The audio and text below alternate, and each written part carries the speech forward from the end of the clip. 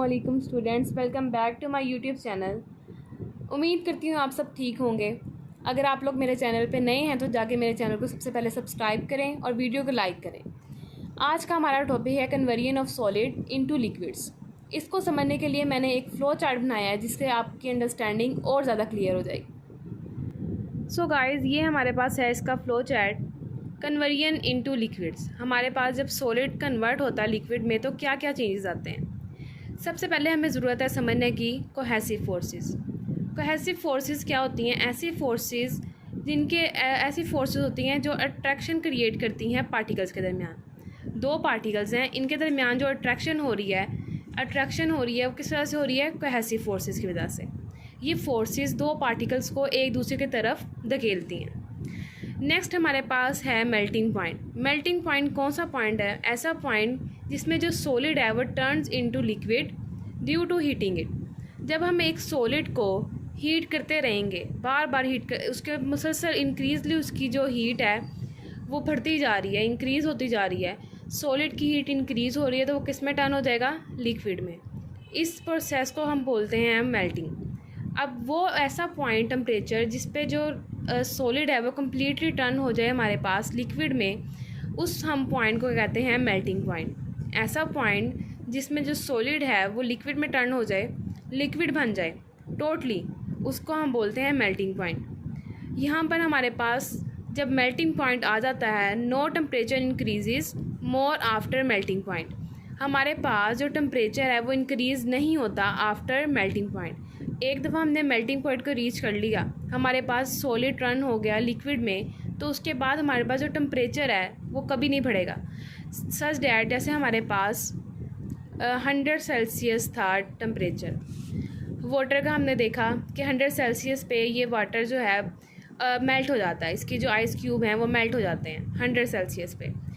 Then second, अगर हम इसके नीचे फिर भी फ्लेम ऑन रखेंगे तो इसका जो टेम्परेचर है वो और नहीं बढ़ेगा। जो हमारे पास लिक्विड बना है पॉट के अंदर, वो क्या करेगा? लिक्विड से वो वेपर्स के अंदर कन्वर्ट हो जाएगा। जस्ट हमारे पास जो मेल्टिंग पॉइंट है वो और ज़्यादा उसका टेम्परेचर नहीं बढ़ाएगा। एक दफ़ा हमने मेल्टिंग पॉइंट रीच कर लिया, हमारा जो वाटर था कन्वर्ट हो गया लिक्विड में, आइस क्यूब जो उसके थे। नेक्स्ट, अगर हम फ्लेम उसकी फिर भी बंद नहीं कर रहे तो जो उसका लिक्विड फॉर्म है वाटर की, वो किस में हो जाएगी? वेपर्स में। वेपर्स में मीन्स ये हमारे बुखारात बन के ऊपर मूव करना शुरू कर देंगे। अंडरस्टैंड? सो नेक्स्ट हमारे पास स्टूडेंट इसकी रीडिंग आ जाती है। जैसे कि हमारे पास है conversion of solid into liquids. हमारे पास जो ये पॉइंट है इसका नाम एक किस्म का मेल्टिंग है। The physical state of a solid substance can be change bye simple heating. हम एक सॉलिड को चेंज कर सकते हैं लिक्विड में सिंपल हीटिंग के ज़रिए। हमने जैसे पहले डिस्क्राइब किया था कि हीट हम देंगे एक सॉलिड सब्सटेंस को तो किस में चेंज हो जाएगा? लिक्विड में। Heat increases the kinetic energy of the particles and they start vibrating at a higher frequency. अब मैंने आपको बताया था जो हीट है वो क्या इंक्रीज कर रही है? Kinetic energy of the particle and they start vibrating at a higher frequency. तो क्या करेगा? हायर फ्रीक्वेंसी पे मूव करना शुरू कर देगा, वाइब्रेट करना शुरू कर देगा। अगर आपको ये लाइन समझ में नहीं आ रही तो आपको चाहिए कि आप पहले जाके मेरा पुराना जो लेक्चर है वो देखें। उससे मैंने इंटरनल एनर्जी को बहुत अच्छे से एक्सप्लेन किया। वहाँ पे मैंने आपको बताया कि कैसे काइनेटिक एनर्जी और पोटेंशियल एनर्जी इंक्रीज़ होती है हीट के साथ। At a particular temperature their vibrational motion becomes so fast that it overcomes the cohesive forces. मैंने आपको बता दिया कि कोहेसिव फोर्सेस क्या होती हैं। अट्रैक्टिव फोर्सेस होती हैं जो मॉलिक्यूल्स को आपस में जोड़े रखती हैं। At the result the solid starts melting. जो सॉलिड पार्टिकल्स हैं वो क्या करते हैं? मेल्ट होना स्टार्ट कर देते हैं एट दिस टेम्परेचर, उस टेम्परेचर पर जिसको हम क्या कहते हैं? Melting point. मैंने आपको बताया कि जो वाटर है उसका हमने एज्यूम कर लिया, फ़र्ज़ कर लिया कि मेल्टिंग पॉइंट 100 सेल्सियस है, तो उस जो पॉइंट को अगर वो सॉलिड जो है आइस क्यूब है उस टाइम पे लिक्विड बन गया तो वो उसका कौन सा पॉइंट हुआ? Melting point of the solid. At the melting point the particles of the solid not only lose their mean position but the arrangement as well.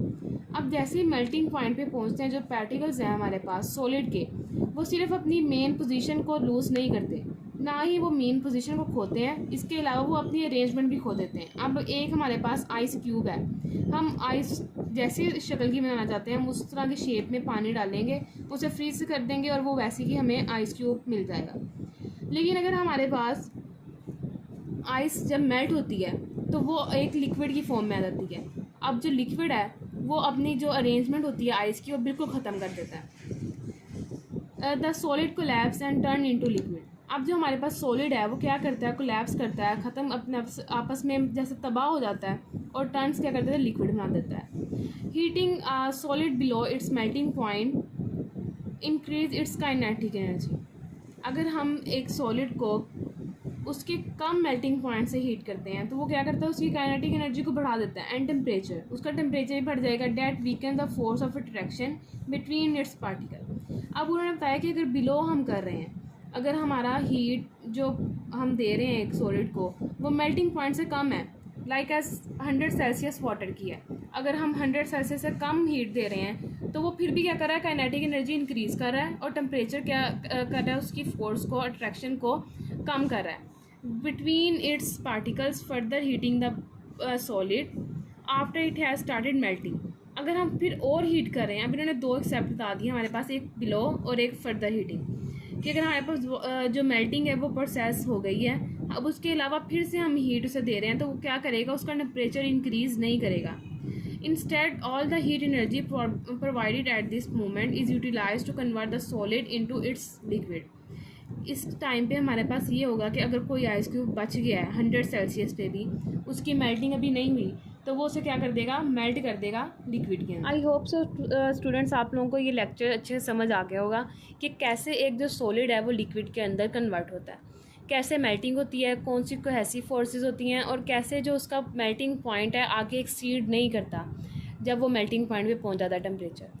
और अगर आप लोगों को इंटरनल एनर्जी का लिंक चाहिए तो मैंने डिस्क्रिप्शन में उस लेक्चर का लिंक दे दिया है, वहाँ जाके आप वो लेक्चर समझ सकते हैं।